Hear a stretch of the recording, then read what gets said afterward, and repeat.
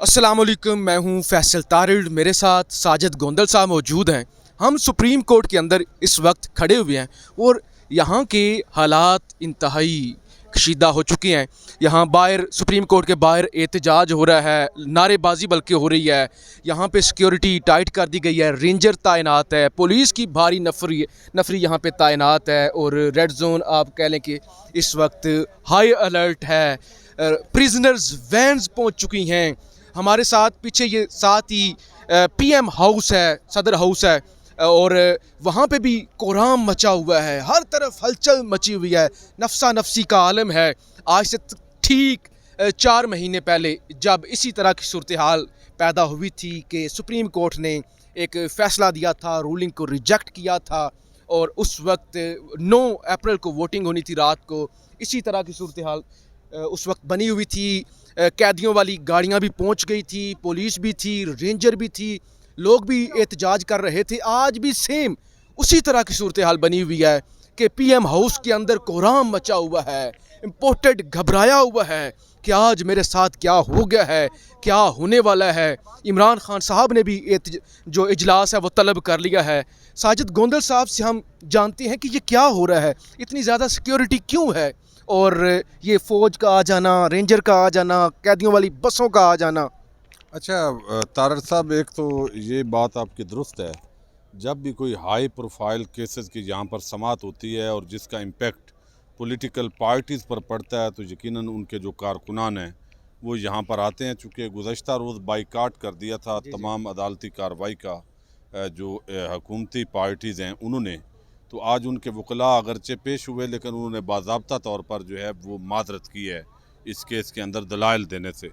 दूसरा जो है ज़हर है, इस वक्त पीडीएम के पास कोई रास्ता नहीं है और मैं पहले भी कह चुका हूँ कि इमरान खान की मिसाल एक ऐसे पहलवान की तरह है जो अखाड़े में उतरा हुआ है और आगे से वो सब को कह रहा है भाई इधर आओ मेरे साथ लड़ो, यानी जमहूरी जंग लड़ो। लेकिन ये इस वक्त चूँकि इलेक्शन में जाने की पोजीशन में है नहीं तो ये अपने आप को मुतनाज़ा बनाकर ये मजलूम कार्ड खेलना चाहते हैं। पहले इन्होंने एस्टेब्लिशमेंट के ख़िलाफ़ एक स्टैंड लिया हुआ था, आवाम को गुमराह कर रहे थे।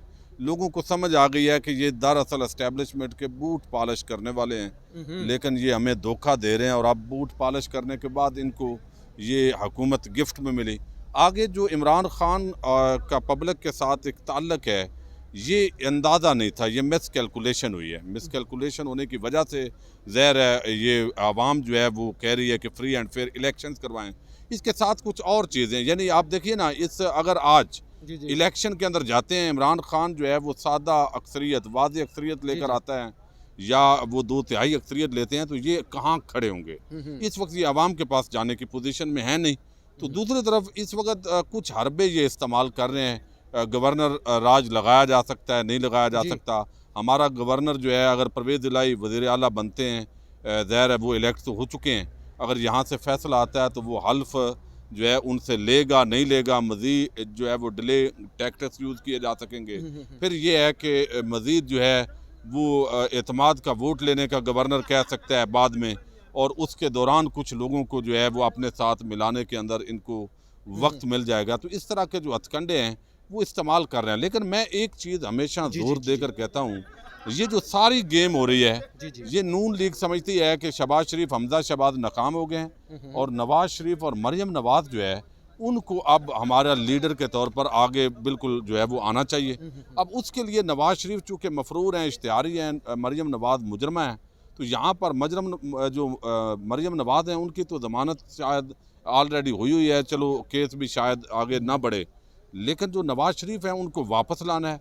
वापस लाने के लिए जो बेहतरीन तरीका है वो ये है कि मौजूदा ये जो चीफ जस्टिस की सरबराही में 3 या 5 जज हैं, अभी तो 3 हैं और जो और भी 2 जजेस हैं, उनको इतना मुतनाज़ा बना दिया जाए कि जब नवाज़ शरीफ की अपीलें और इस तरह के जो केसेस हैं वो यहाँ पर आएँ तो ये ऑलरेडी मुतनाज़ा होंगे। जैसे जनरल फैज़ हमीद साहब जो है उनको मुतनाज़ा बनाया गया ताकि वो आर्मी चीफ की जो तैनाती है उसके अंदर वो ना आ सकें। तो बेशक मकसद जो नवाज़ शरीफ की अपीलें हैं उनके अंदर रिलीफ लेना है ताकि इन जजेस पर इतना गंद डालो कि आगे हमारे पसंदीदा जो जजेस हैं उनके पास वो अपीलें जाएं और हदैबिया पेपर मिल की तरह जो केस शहबाज शरीफ के हक में आया था एतराफ़ जुर्म के बावजूद, तो ये भी हमें रिलीफ मिले। लेकिन इमरान खान और पीटीआई जो है उसकी भी इस पूरे मामले पर जो है वो नज़र है, और ये पीटीआई की जो लीडरशिप है वो भी ये देख रही है। लेकिन इस वक्त जो है सुप्रीम कोर्ट ऑफ पाकिस्तान का जो फैसला है, ज़ाहिर है ये बड़ा अहमियत का अमल है। इसने इम्पोर्टेड हुकूमत को हिला कर रख दिया है। मुअज़्ज़ज़ जजेस जो हैं, जो उनके रिमार्क्स थे, जो उन्होंने आगे पूरी उसकी इंटरप्रिटेशन की है, उसके अंदर रास्ता नहीं है। अब फजल रहमान जरदारी और नवाज शरीफ, इनका अभी अभी राब्ता हुआ है। जब मैं वीडियो आपसे रिकॉर्ड करने से पहले इन्होंने राब्ता किया है। फजल रहमान जो है, चूँकि जरदारी इधर नहीं है, उन्होंने कहा है आप जाकर मिलें शुजात हुसैन से। तो वो नवासी की जो बर्थडे है वो क्या इतनी अहम थी इस पूरे मुल्क को जो हिजानी कैफियत के अंदर मुब्तला किया हुआ है। तो जरदारी वहाँ डील कर रहे हैं, जो भी मामलात हैं वो एक अलहदा मैटर है। लेकिन इमरान खान का तोड़ जो है वो इस वक्त इनको मिल नहीं रहा, जो असल चीज़ है।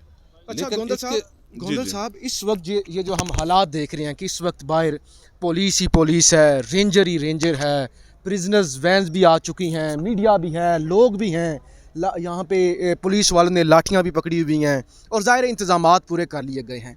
आप क्या समझते हैं कि इम्पोर्टेड इस वक्त हर हद तक जाना चाहता है, आखिरी हद तक जाके वो लड़ना चाहता है? क्योंकि गवर्नर राज की भी खबरें आ रही हैं, गवर्नर राज लगाया जा सकता है। इसका मतलब यही है ना कि वो रजिस्ट करना चाहते हैं, और वो रजिस्ट कर भी रहे हैं कि पंजाब के अंदर उनकी सीटें कम थी, उसके बावजूद वो उन्होंने वो रूलिंग दिलवा के वो गेम डाल दी।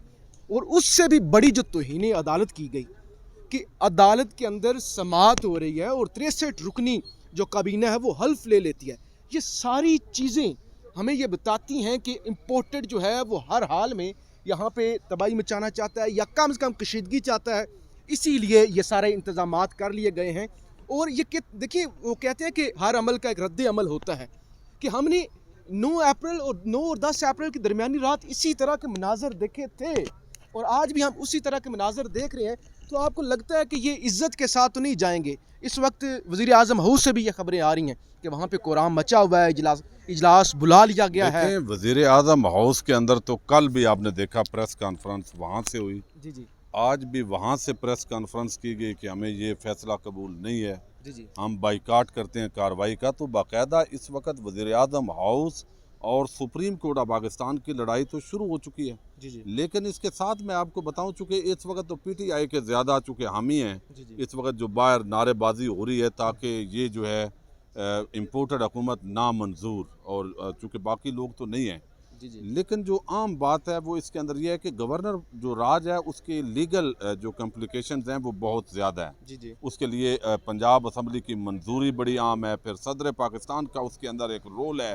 तो ये गवर्नर राज की तरफ मुझे कम अज़ कम मामलात जो है वो बढ़ते हुए दिखाई नहीं दे रहे। लेकिन ये बात वाज़ेह है, सख्त एक्शन होने जा रहा है, यानी इम्पोर्टेड सरकार का बिल आखिर धड़न तख्ता होने जा रहा है, बिल आखिर सफाया होने जा रहा है। यही वजह है कि पंजाब से तो इनका खात्मा हो गया, मतलब अक्सरियत उनकी है और ऑलरेडी वो हो गया। तो आज सुप्रीम कोर्ट ऑफ पाकिस्तान ने भी वाजे कर दिया। लेकिन वफाक की हुकूमत अब नहीं बच सकती। 26 किलोमीटर पर शहबाज शरीफ की हुकूमत है और ये हुकूमत चला ही नहीं सकते बग़ैर सूबाई जो इस वक्त खुद मुख्तारी है, जो हमारी 18वीं तरमीम के बाद चीज़ें आई हैं।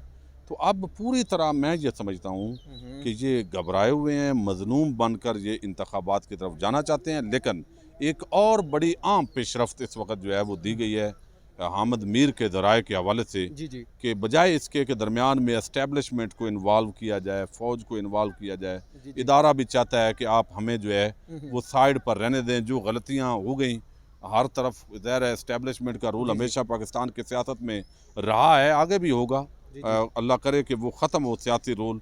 लेकिन अब वो चाहते हैं कि दोनों पार्टीज़ जो है वो खुद आपस में मिलें। ये दावा किया है हामिद मीर ने कि असद उमर और नून लीगी और कुछ जो हुकूमती शख्सियात हैं उनकी गैर रस्मी जो गुफ्तगू है उसका आगाज़ हुआ है। देखते हैं कि जो इसके अंदर पेशरफ्त हो। बेहतर यही है कि पॉलिटिकल पार्टीज़ आपस में बैठकर इलेक्शन के हवाले से आगे बढ़ें।